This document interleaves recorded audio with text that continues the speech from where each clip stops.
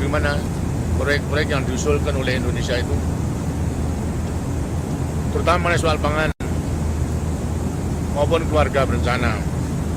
Setelah mengadakan penelitian dan pengkajian kemampuan daripada negara-negara selatan yang umumnya juga kekurangan pengetahuan maupun juga mengenai keterampilan mengenai peningkatan produksi pangan, sedangkan Indonesia telah bisa membuktikan kepada dunia bisa mencukupi kebutuhan pangan walaupun setelah berjuang dari tahun 67 sampai kepada 84 baru bisa swasembada beras. Bagi negara-negara berkembang untuk dapat mempelajari apa yang telah dilakukan oleh Indonesia, ya tidak mudah. Karena masalahnya sebenarnya keadaan negara-negara berkembang sama dengan keadaan di Indonesia. Rakyatnya masih belum terdidik, lantas keterampilan pun juga belum ada. Gitu. Karena itulah Indonesia menyarankan adanya suatu program magang. Ya tidak hanya pada ahli-ahli yang pelajari, tapi justru daripada petani-petani itu sendiri yang harus mempelajari dalam praktek. Ya kita mengundang petani-petani dari negara-negara berkembang, silahkan untuk datang ke Indonesia, kemudian belajar bersama-sama dengan petani-petani Indonesia. Begitu pula mengenai keluarga berencana begitu. Jadi tidak hanya para ahli-ahlinya, akan tapi juga para pelaksana-pelaksana di lapangan supaya dikirimkan ke Indonesia, kemudian belajar tidak hanya pada tingkat pusat, tapi sampai pelaksanaan di desa-desa. Yang kita nilai bahwasanya kunci utama dari keberhasilan keluarga berencana karena dukungan support daripada rakyat kecil itu sendiri, untuk rakyat di desa. Begitu pula daripada organisasi baik ulama maupun juga organisasi wanita, mulai daripada posyandunya, kemudian gerakan PKK-nya, semuanya mendukung dan ulama pun juga mendukung. Nah ini yang harus dipelajari oleh para pelaksana-pelaksana di lapangan itu. Tapi ternyata bahwasanya mereka juga tidak bisa mengirim ke tenaga-tenaga itu karena kekurangan kemampuan dananya.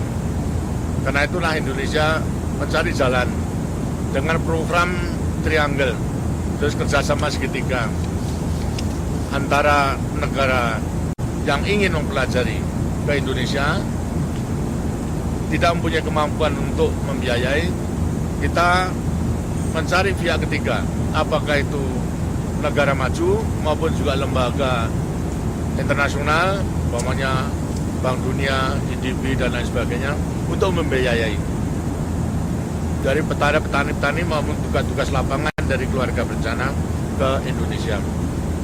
Dan ternyata ini juga dapat tanggapan yang baik dari negara-negara di Afrika terutama.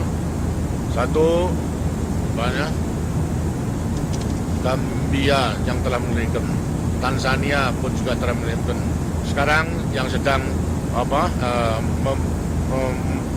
merencanakan juga dari Senegal kemarin, kemudian juga dari Uganda.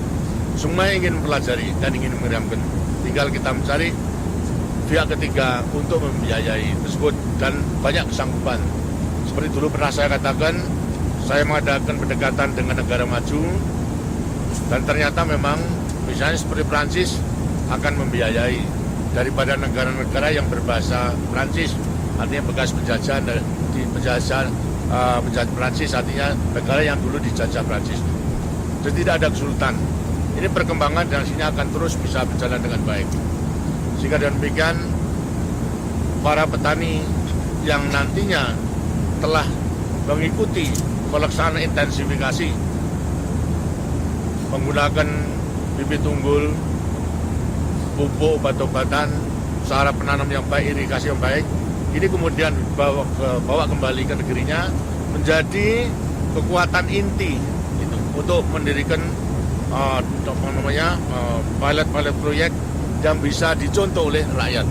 Karena dengan pendidikan secara visual itulah yang sebenarnya akan lebih membawa hasil daripada pendidikan melewati teori maupun juga penerangan-penerangan semata-mata dan lain sebagainya. Keluarga berencana lebih-lebih, terus banyak negara yang telah mengirimkan, dan ini akan berjalan terus. Dan juga mengenai soal pangan, Indonesia pula telah membuktikan karena sudah bisa swasembada pangan dengan landasan kita mengambil satu kebijaksanaan, menentukan floor price sama ceiling price, artinya harga terendah yang harus diterima oleh petani kalau memenuhi persyaratan-persyaratan yang ditentukan. Kalau harga terendah itu tidak tercapai,